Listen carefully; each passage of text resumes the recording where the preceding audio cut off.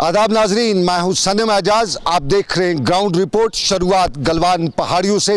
लद्दाख की पहाड़ियों में गलवान पहाड़ी भी, और गलवान की पहाड़ियों में हिंदुस्तानी और चीनी अफवाज के दरमियान गुत्थमकुत्था या गोलीबारी जो कुछ भी हुआ है उसमें इधर से 3 जवान मारे जा चुके हैं, जिनमें एक ओहदेदार लेफ्टिनेंट कर्नल के ओहदे का भी है, जबकि एक जेसी और एक सूबे जवान भी मारा जा चुका है। ये इधर के मारे जाने की खबर, लेकिन बताया जाता है कि इधर से भी जवाब दिया गया और चीनी अफवाज को भी नुकसान हुआ है। ये वाक़ा ठीक उस वक्त पेश आया जब हिंदुस्तान और चीन के अफवाज के दरमियान हालात तलख होते जा रहे थे, और पिछले 1 महीने की सूरत-ए-हाल के दौरान ये सब कुछ सामने आया है। पिछले 1 महीने के दौरान हिंदुस्तान और चीन के अफवाज के दरमियान आमना सामना लद्दाख के गलवान पहाड़ी से लेकर दूसरी कई जगहों पर था, और कहा जाता है कि इस मामले को लेकर जहां फॉरेन लेवल की टॉक्स भी हो रही थी, फौजी कमांडरों की बातचीत भी हो रही थी, वहीं तनाव बराबर जारी था। और इसी तनाव के बीच में इस तनाव में और इजाफा उस वक्त हुआ जब दोनों अफवाज एक दूसरे के सामने आई। और इससे पहले भी आपको याद होगा कि कई बार चीनी और हिंदुस्तानी अफवाज एक दूसरे के सामने आते हुए गुत्थम गुत्था भी हुई। चीनी अफवाज ने, चीनी फॉरेन ऑफिस ने इन खबरों की तस्दीक तो की है, लेकिन उन्होंने बताया है कि गोली नहीं चली है, बल्कि आपसी जो तसादम हुआ है उस दौरान ये वाक़ात पेश आए हैं। ताहम इधर से यही मालूम हुआ है कि इधर से भी वापसी जवाब दिया गया, जिस दौरान चीनी अफवाज को काफ़ी नुकसान भी हुआ है। चीन और हिंदुस्तान के दरमियान ताल्लुकात पर नई दिल्ली में एक आला सतही मीटिंग भी आज हुई। ताहम बताया जाता है कि LAC के इस मामले को लेकर हिंदुस्तानी फौजी कमांडरों और चीनी फौजी कमांडरों के दरमियान बातचीत का सिलसिला भी जारी है, ताकि इस तनाव को कम किया जा सके। इधर वादी कश्मीर में भी इस बात पर बात की जा रही थी, और आज दिन भर श्रीनगर में बहस के दौरान यही जोर दिया जा रहा था, नई दिल्ली पर जोर दिया जा रहा था कि चीन को इस वक्त सबक सिखाने की सख्त ज़रूरत है, और हमारी अफवाज को चीन के खिलाफ सख्त इक़दाम उठाने चाहिए। ये श्रीनगर में आम लोगों की बात, कश्मीर में आम लोगों का कहना, लेकिन कश्मीर में आज इनकाउंटर भी हुआ, और पिछले 10 दिनों के दौरान हुए इनकाउंटरों में आज मारे गए 3 मिलिटेंटों समेत 17 मिलिटेंट मारे जा चुके हैं। आज इस हफ्ते का एक और इनकाउंटर था, और इसमें 3 मिलिटेंट मारे गए, और ये वाक़ा साउथ कश्मीर के शोपियां के एक नाले में पेश आया, जिस दौरान मिलिटेंटों और फोर्सेस के दरमियान तसादुम में हिजबुल मुजाहिदीन के 3 मिलिटेंट मारे गए, जिनमें एक हिजबुल मुजाहिदीन का डिस्ट्रिक्ट कमांडर भी था। और इस सारी सूरत-ए-हाल के दौरान शोपियां और आसपास के इलाकों में तनाव भी देखने को मिला, और तनाव के दौरान फोर्सेस के एडिशनल डिप्लॉयमेंट भी की गई। ताहम श्रीनगर में आज IG कश्मीर ने इस इनकाउंटर के हवाले से बताया कि लगातार श्रीनगर में वादी कश्मीर में फोर्सेस को कामयाबियां हासिल हो रही हैं, और आज की ऑपरेशन भी एक बड़ी कामयाबी है। IG कश्मीर ने श्रीनगर में प्रेस कॉन्फ्रेंस के दौरान इस एनकाउंटर का खुलासा करते हुए बताया। कल रात में श्रीनगर पुलिस को एक इत्तला मिला था कि शोपियन में एक गांव है तुरवंगम, वहाँ पर कुछ टेररिस्ट हैं। फिर आर्मी, पुलिस, CRP तीनों ने मिलकर कॉर्डन डाला, और सर्च के दौरान में इनकाउंटर हुआ। उस इनकाउंटर में 3 मिलिटेंट मारे गए हैं। हम लोग उनके जो क्लेम करेंगे, उनके पेरेंट्स को रिक्वेस्ट करेंगे कि आके आइडेंटिफाई करें, और उनका burial as per policy Baramulla में होगा। ये बहुत ही नीट एंड क्लीन ऑपरेशन हुआ है, कोई कोलेटरल डैमेज नहीं हुआ है। पिछले कुछ दिनों से जितने ऑपरेशन हो रहे हैं उसमें कोई कोलेटरल डैमेज नहीं हो रहा है, और उसको लोग काफ़ी अप्रिशिएट कर रहे हैं। ये न्यू रिक्रूट की बात है कि लास्ट ईयर से जो हम कंपेयर करते हैं, 2018 से करते हैं, चाहे 19 से करते हैं, इस साल लगभग 50% रिक्रूटमेंट कम हुआ है। और बहुत सारे लड़कों को हम लोगों ने वापस ला के उन घर वाले के हवाले किए हैं। इसका बहुत इम्पैक्ट, अच्छा इम्पैक्ट पड़ रहा है।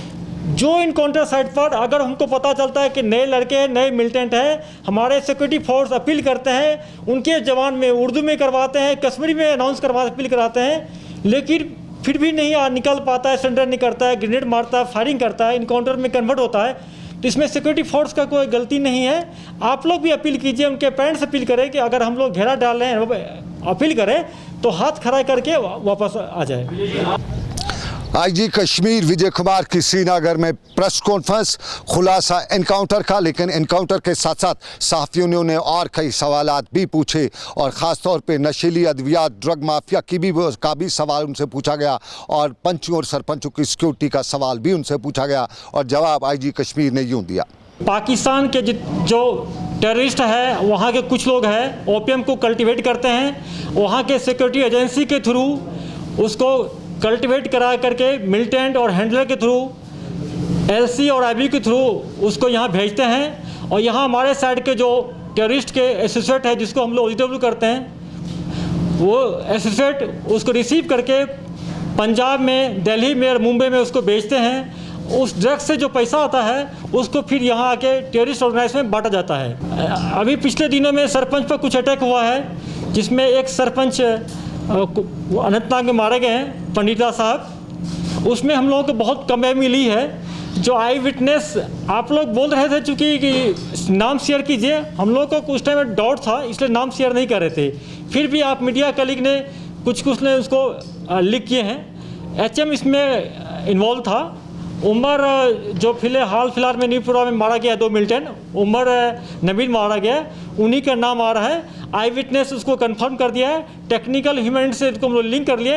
एक एस्पेक्ट बच गया है, जो बैलिस्टिक फॉरेंसिक लैब का रिपोर्ट आना है उसके पिस्टल से, उसकी रिपोर्ट आने के बाद हम लोग केस को चालान कर देंगे और आप लोगों के साथ आपके SP अनंतनाग शेयर करेंगे। हर एक सरपंच को हम लोग सिक्योरिटी नहीं प्रोवाइड कर सकते हैं। जिसको इमिनेंट थ्रेट है, बहुत वल्नरेबल है, उसको हम प्रोवाइड करेंगे।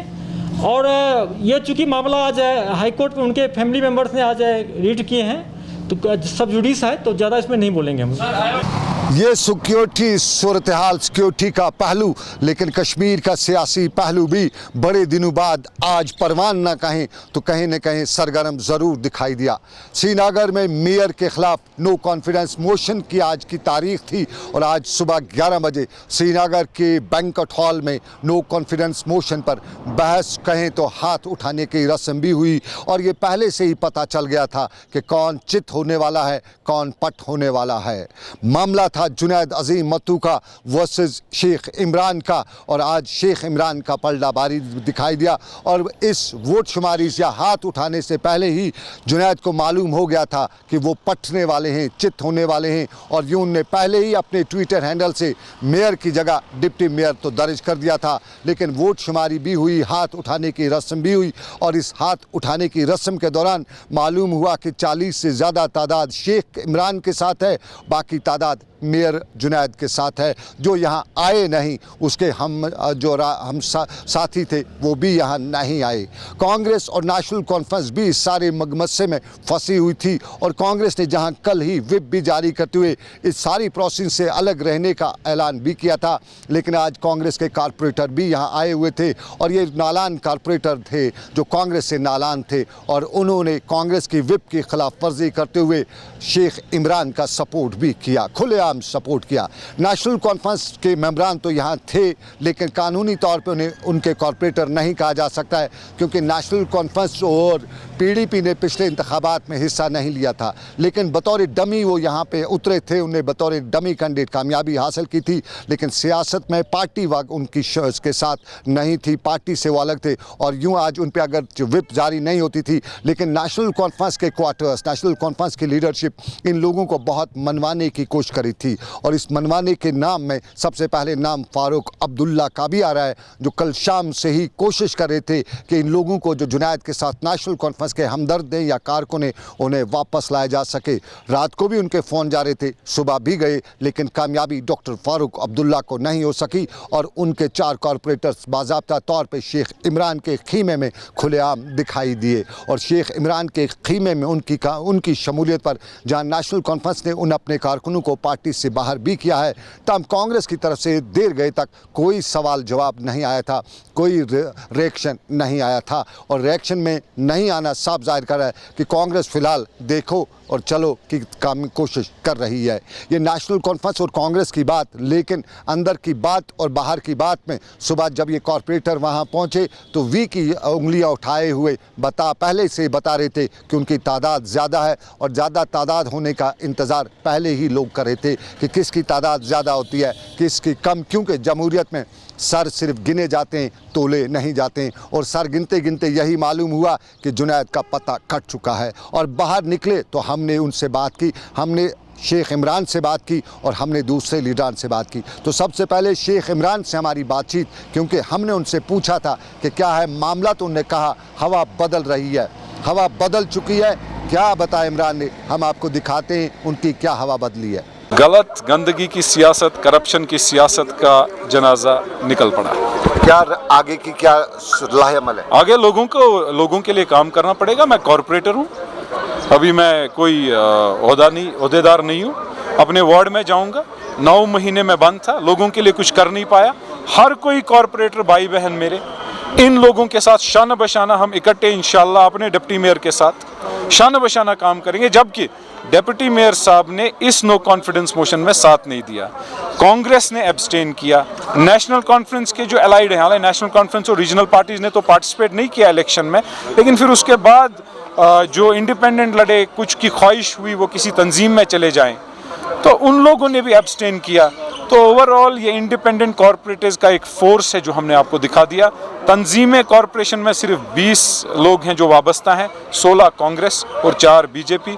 ये किसी तंजीम का नो कॉन्फिडेंस नहीं था, ये बाज़ाबिता 40 independent corporators, independent tigers, independent tigress. हवा बदल चुकी है, शेख इमरान बता रहे थे, और साफ जाहिर है अभी तो मेयर के पोस्ट से जुनैद को हटाया गया, लेकिन आगे कौन मेयर बनेगा ये वक्त ही बताएगा। रेस में कौन कौन होगा ये अभी कहा नहीं जा सकता है, लेकिन प्रबल दावेदार हम कहें, मुख्य दावेदार कहें तो शायद शेख इमरान ही हो सकता है। ताहम इस सारे मामले में आज की नो कॉन्फिडेंस मोशन में वहीद का नाम भी था, और वहीद ही सारे को आगे पीछे दौड़ा रहे थे। तो हमने वहीद से भी पूछा कि क्यों हुआ सब कुछ, क्यों किया आपने ये सब, तो जवाब वहीद का कुछ यूं था। इसको ज़्यादा ही ईगो हुआ था, ये बेइज्जत हर एक शख्स को कर रहा था, वहाँ अफसरों को, वहाँ के मुलाजिमों को गालियाँ देता था। तो हम कॉर्पोरेटर को जितनी गालियाँ मिली, कितना बर्दाश्त करेगा इंसान, 2 बार 4 बार 5 बार। इसलिए हम सारे मिलकर हमने मशवरा किया था आज़ाद उम्मीदवारों ने, इसको आज गिरा देंगे, और अल्लाह के फजल करम से आज हमने इसको गिरा के बारी चढ़ाने की है, चढ़ाओगे किसको? चढ़ा देंगे इंशाअल्लाह रहमान। आज 4-5 बजे के बाद हम फिर मीटिंग करेंगे, जो इसमें हमने कोरबाड़ी के 5-10 बंदे रखे हैं आज़ाद उम्मीदवारों के, वो डिसाइड करेंगे इंशाअल्लाह रहमान के आने वाले दिनों में क्या हम करेंगे। आप कभी कभी बीजेपी को बड़ा खिलाफ समझते हैं, लेकिन आपने बीजेपी को आप साथ में लिया था। नहीं, कहाँ बीजेपी को हमने साथ दिया था? आज तो बीजेपी आपके साथ नहीं, बीजेपी हमारे पीछे इसलिए साथ ही क्योंकि उन बेचारों को भी आखिर तो सेल्फ रेस्पेक्ट होता है ना। जब उनके वार्डों में कोई काम नहीं हुआ, जब उनके इलाकों में सिर्फ लूट खसूट हुआ, वो भी मजबूर हो गए हमें पीछे सपोर्ट करने में। कॉर्पोरेटर वहीद अहमद ज़कूरा से इनका ताल्लुक, और कॉर्पोरेटर वहाँ के, और इस सारे के मामलात। लेकिन जो इन्होंने बताया कि एरोगेंस का मामला था, और एरोगेंस की वजह से ही वो दूर हुए, क्योंकि माजी में ये इकट्ठे हुआ करते थे। आपको याद होगा कभी कभी शेख इमरान और जुनैद भी एक साथ हुआ करते थे, और कभी शेख इमरान ने पीपल्स कॉन्फ्रेंस भी ज्वाइन की थी, 2019 की वो बात है। लेकिन तब से लेकर आज तक दरियाए जहलम से बहुत पानी भी बहा है, इमरान को जेल भी जाना पड़ा है, और उसके बाद की ये सारी सूरत आज भी देखने को मिली। लेकिन कांग्रेस कॉर्पोरेटर्स भी यहाँ पे थे, तो हमने कांग्रेस कॉर्पोरेटर्स से पूछा कि वो क्यों पार्टी विप के खिलाफ आए, क्यों उन्होंने आज शेख इमरान का सपोर्ट किया। जवाब उनका यूं था, जी ये कॉर्पोरेशन की लड़ाई थी, कॉर्पोरेट्स की लड़ाई थी, और हमारे हक की लड़ाई थी। ये करप्शन के खिलाफ था, हमारे हक में जो था वो हमको मिला। आज तक 2 साल के बाद हमने आज आपकी पार्टी ने विप जारी की थी, आपने पार्टी के खिलाफ गई? जी हमने पार्टी की विप एक्सेप्ट भी कर ली है, और हमने नो मोशन कॉन्फ्रेंस को भी कामयाब। पार्टी विप में आपको कहा गया था कि बाहर आइए, इससे आप क्यों गई थी? जी हमने बहुत से सारे जुल्म सहे, हमने पार्टी से भी डिस्कस किया था। तो आप जिस पार्टी छोड़ेंगे आप? नहीं, पार्टी नहीं छोड़ेंगे, पार्टी के साथ है। आपकी जो विप होगी उस पर हम एक्सेस करेंगे। ये सियासत का एक पहलू, लेकिन सियासत के साथ साथ और भी गम है ज़माने में, और इन दिनों बड़ा गम कोविड का गम है, और कोविड का गम जीने नहीं देता है, मरने नहीं देता है। इस सारी सिचुएशन के दौरान आम लोग परेशान भी हैं। सरकारी सतह पे किसी हद तक लॉकडाउन में नरमी है, और श्रीनगर शहर में शनिचर से जारी नरमी के दौरान आज शहर की सूरत कुछ इस तरह की थी। ट्रैफिक भी हल्का हल्का चल रहा था, दुकान भी एक खुली थी एक बंद थी, और दुकान की खुली और बंद के बीच में दुकानदार भी ख़ास ख्याल रखे हुए था, गाइडलाइंस का ख्याल रखे हुए था, मास्क भी पहने हुए था, सैनिटाइज़र भी इस्तेमाल कर रहा था, सैनिटाइज़र इस्तेमाल भी करवा रहा था, और जहां ज़रूरत होती थी तो फिज़िकल डिस्टेंसिंग का भाषण भी देता था, फिज़िकल डिस्टेंसिंग करवा भी रहा था। ये श्रीनगर की सूरत थी, और वादी के दूसरे हिस्सों से भी इसी तरह की खबरें हैं कि लोग मजबूर हैं, बाहर निकलना नहीं चाहते हैं, लेकिन निकलने के लिए मजबूर हैं। पापी पेट का सवाल है, और इसी पापी पेट के सवाल को लेकर लोग बाहर निकलते हुए परेशान हैं, और परेशानी के आलम में होंगे क्यों नहीं, क्योंकि एक लंबा लॉकडाउन झेल चुके हैं। और शहर श्रीनगर से साथ साथ दूसरे इलाकों में आज की सूरत के दौरान एक वो मंजर था जो बेबसी की अक्कासी भी करता है, क्योंकि ख़रीदार के इंतज़ार में दुकानदार ख़रीदार को तो देखता था, लेकिन ख़रीदार था कि अपनी उसकी जेब, उसकी ताकत उसको इजाज़त नहीं देती थी कि खुल के ख़रीदारी कर सके। मजबूरी के आलम में जो कुछ ख़रीद सकता था वो ख़रीद रहा था, लेकिन ज़्यादा नहीं ख़रीद सकता था। ये ख़रीदारी की बात, लेकिन इस सारे के बीच में शहर में और भी परेशानियां हैं। लाल बाज़ार के एक सीनियर बुज़ुर्ग ने हमें बताया आज कि लाल बाज़ार की सड़कों पे अगर सरकार चाहे तो बड़ी अच्छी तरह से मछली पालन का बिज़नेस वहाँ पे शुरू किया जा सकता है, क्योंकि सड़कों में इतने खड्डे हैं कि वहाँ मछलियाँ पाली जा सकती हैं। ये लाल बाज़ार के एक सीनियर शख्स ने हमें आज बताया, लेकिन एक और शख्स ने वहीं पे हमें ताना देते हुए बताया कि मछली पालन तो ठीक था, लेकिन मछली पालन के लिए पानी चाहिए और लाल बाज़ार के इलाके में लोगों को पीने के लिए पानी नहीं है, मछली पालन के लिए पानी कहाँ से है। यानी बात पते की यही कि लाल बाज़ार की सड़कें भी ख़राब हैं, खड्डे हो चुके हैं और सड़कों के साथ साथ इलाके में पीने के पानी की काफ़ी किल्लत है। ये दोनों वो मामलात जो अरबाब इक़दार तक पहुँचाने की ज़रूरत है और अरबाब इक़दार में ज़िला इंतज़ामिया बडगाम आज इस्तकबाल कर रही थी LG के मशीर बसीर अहमद ख़ान का, जिन्होंने आज बडगाम के इलाके का दौरा किया, मुख्तलिफ़ मामलात पर तबादला ख़याल किया, अफसरान से सूरत हाल भी जानी और अपने सरकारी अहकामात को ज़मीनी सतह पर अमलाने का वादा भी किया। को दवाई शवाई के लिए जो है वो वहाँ पे ट्रेवलर्स के वो घरों में नहीं गए हैं, वो सीधे आइसोलेट है। 2-4 केसेस उसमें पॉजिटिव निकले हैं, तो 51 what are the 671 they can those who cannot afford it because as I said, चाहे वो सप्लाईज का मसला है, पानी का मसला है, बिजली का मसला है, बाकी एम्यूनिटीज़ प्रोवाइड करने का मसला है। मैंने खुद जा के भी देखा है, हर जगह काफ़ी ज़्यादा सेटिस्फैक्ट्री इंतजाम किए हैं और कहीं हो सकता है कहीं पे कुछ कोई कमी पेशी रह गई हो, उसको हम देखते हैं, साथ साथ उसके लिए हम रेमेडियल मेजर्स भी करते हैं। But by and large things are under control. The only thing is कि अवेयरनेस जनरेशन आपके थ्रू, लोगों के थ्रू एक दूसरे को मिलनी चाहिए, घर से बाहर समाज में और पूरी सोसाइटी इन्वॉल्व होगी और इसको ख़त्म करना है हम। बडगाम में लेफ्टिनेंट गवर्नर के मशीर बसीर अहमद ख़ान आवाम के दरमियान पहुँचे हुए थे, तो अनंतनाग में इंतज़ामिया आज अवामी मसाइल को हल करने के लिए मीटिंगें की हुई थी और अनंतनाग में हुई इन मीटिंगों के दौरान अफसरान पर जोर दिया गया कि वह आवाम के बुनियादी मसाइल को हल करने की कोशिश करें। आपको नाज़रीन याद दिलाना चाहेंगे कि कश्मीर में इस कोविड के दौरान आवाम के बुनियादी मसाइल को एक तरफ रखा गया है और अब कहीं न कहीं सरकारी सतह पर कुछ सरगर्मियाँ भी दिखाई दे रही हैं। बिजली डिपार्टमेंट भी अब मुतहरिक हो चुका है और बिजली डिपार्टमेंट पिछले कुछ दिनों से रेनोवेशन का काम कर रहा है, नई इलेक्ट्रिफिकेशन कर रहा है और जहां भी ज़रूरत पड़ी तो ट्रांसफर्स वगैरह भी इंस्टॉल कर रहा है। लेकिन पुलवामा में आज फ्यूमिगेशन हो रही थी और इलाके को सैनिटाइज भी किया जा रहा था। ख़ास तौर पे कोविड के ख़तरे के पेश नज़र पुलवामा के कई इलाकों में आज फ्यूमिगेशन हो रही थी और आवाम को इस मुसीबत से निजात दिलाने के लिए पुलवामा के इलाकों को साफ शफाफ रखा जा रहा था। यहाँ बारसू पुलवामा में ये जो रेड जोन एरिया करार दिया गया है एडमिनिस्ट्रेशन ने, यहाँ पे हमने फ्यूमिगेशन कराई है। यहाँ पे बहुत सारे जगहों पे जो यहाँ पे क्वारंटाइन होम्स हैं उनको भी फ्यूमिगेट किया। यहाँ पे मेरा टीम साथ में था, यहाँ कदम एनजीओ की तरफ से हम यहाँ पे आए हैं। एडमिनिस्ट्रेशन ने भी हमें अपना भरपूर ताउन दिया है और यहाँ के लोगों ने भी, यहाँ का जो नंबरदार खास करे और गांव का चेयरमैन, वो हमारे साथ साथ रहे यहाँ पे। तो यहाँ पे हमने बहुत जगहों पे ये फ्यूमिगेट किया। इलाके को साफ शफाफ रखने की पुलवामा में कोशिश, लेकिन आपको नाज़रीन बताते चलें 5 अगस्त के बाद जो तारीख़ बदली है इसमें कई लोगों का तारीख़ मुस्तकबिल भी तारीख़ हो रहा है। फार्मासिस्ट यानी मेडिकल स्टूडेंट्स का कश्मीर में बाज़ाब्ता तौर पे माजी में कोर्स कराया जाता था, सरकार ने उसको बाज़ाब्ता तौर पे सनद याफ्ता भी बना रखा था। वो कोर्स मुकम्मल करने के बाद डिग्री भी हासिल कर लेते थे, सरकार की नौकरी भी मिलती थी, कुछ लोग अपना कारोबार भी कर रहे थे और 5 अगस्त से पहले बड़ी तादाद में लोग इसमें एडमिशन भी लिया करते थे। लेकिन 5 अगस्त की तारीख के बाद जब जम्मू कश्मीर में मरकज़ी सरकार के कानून नाफिज हुए तो उन कवानीन के तहत फार्मासिस्ट के जो डिग्री यहाँ पे ली जाती है उसकी कोई सनद नहीं है, यानी उसको एक्रेडिटेशन नहीं मिल जाती है। तो यूँ जिसने भी वो कोर्स किया है अब वो किसी काम का नहीं है और ये काम का न होना रियासत के एक बड़ी तादाद में नौजवानों के मुस्तकबिल पर कुल्हाड़ी नहीं बल्कि कुल्हाड़ा भी चला सकता है। और इसी चीज़ को लेकर जो ये फार्मासिस्ट हैं, मेडिकल स्टूडेंट में बड़ी तादाद में हैं और परेशान हैं और सरकार तक ये बात पहुंचाने की गुजारिश करें कि बात उनकी सरकार के अहदेदारों तक पहुंचाई जाए कि माजी में अगर था तो जिन लोगों ने ये कोर्स किया है वो कहाँ जाएंगे और जिन लोगों ने बड़ी रकूमात देकर एडमिशन्स हासिल किए हैं वो कहाँ जाएंगे। ये उनकी बात जो उम्मीद में है, लेकिन ये उनकी बात भी जो कैजुअल लेबर और डेली वेज भी हैं, जो आज भी परेशान थे। श्रीनगर की प्रेस कॉलोनी में भी पहुंचे थे और पहुंचते ही रहते हैं और आज भी श्रीनगर की प्रेस कॉलोनी में ये मुजाहरा कर रहे थे, सरकार तक बात पहुंचाने की अपील करते हुए बता रहे थे कि सरकार जहां कई इक़दाम उठा रही है वहीं इन्हीं इक़दाम में सरकार उनकी बात भी सुने। आज 16 जून को हमने EJCC की तरफ से डेली वेज और कैजुअल लेबरों के लिए यौम यकजहती का दिन मनाया था।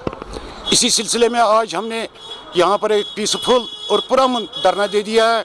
हमारा गवर्नर इंतज़ामिया से एक ही रिक्वेस्ट है कि इनके जो 1 साल से पेंडिंग वेजेस हैं वो वागुजार किए जाए और जो 7,500 क्लास 4 की वैकेंसी उन्होंने निकाली उस पर कैजुअल लेबर तैनात किए जाए। यही हमारे गवर्नर और चीफ सेक्रेटरी से इस्तदा है, उनकी रेगुलराइजेशन की जाए।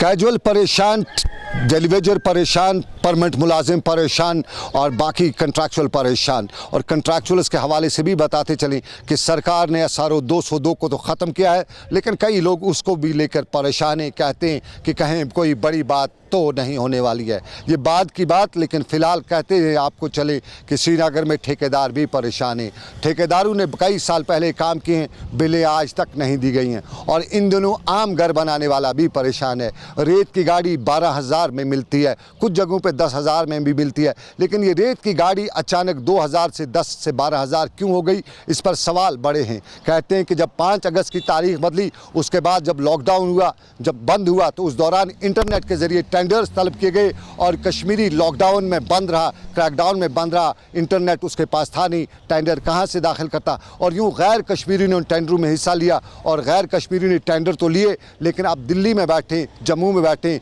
कश्मीर में वो रेत निकालने की इजाज़त नहीं देते। और यूँ जो हाँ कहीं से कुछ निकलती है ब्लैक में निकलती है और ब्लैक की चीज़ जब मार्केट में आती है तो दाम बहुत होते हैं। और यही वजह है कि रेत की कीमत इन दिनों श्रीनगर में 10,000 12,000 से ज़्यादा ली जाती है और यही वजह है कि कश्मीर के लोग उस पर परेशान हैं। मकान बनाने वाला परेशान है, दुकान बनाने वाला परेशान है, गौखाना बनाने वाला परेशान है और सरकार के अहदेदारों तक ये बात पहुंचाना चाहता है कि आखिर ये मरज़ किस वजह से, ये बला किस वजह से। ये सरकार तक बात पहुंचाने की बात, लेकिन कुछ हल्के ये भी बता रहे हैं कि एक बाज़ाब्ता तौर पे माफिया इसके पीछे काम कर रहा है और ये माफिया साफ जाहिर है यहाँ की इकानमी को ड्रेन करने की या ख़त्म करने की कोशिश कर रहा है। वरना अगर माफिया नहीं होता तो श्रीनगर के बाईपास पे ये रात देर गए तक कैसे खड़ा रहता और कैसे टिप्पर वालों से तावान वसूल करता। टिप्पर वाले इसका रोना रोते रहते हैं। बात अरबाब इक़्तिदार तक हमने भी कई बार पहुंचाई, लेकिन कहा जाता है कश्मीर में कि अरबाब इक़्तिदार पते की बात नहीं सुन पाते हैं और कोशिश हमारी यही है कि बात पते की उन तक पहुंचाएं, उन्हें सुनाएं कि कहीं न कहीं गलत हो रहा है। और गलत के साथ साथ आपको नाज़रीन बताएं कि आज के ग्राउंड रिपोर्ट से बस इतना ही। मुझे मेरे साथी समीर वानी के साथ दीजिए इजाज़त। रब्बे कायनात की रही मर्ज़ी, आपसे फिर करेंगे मुलाकात। आप रखिए अपना ख्याल। अल्लाह हाफ़िज़।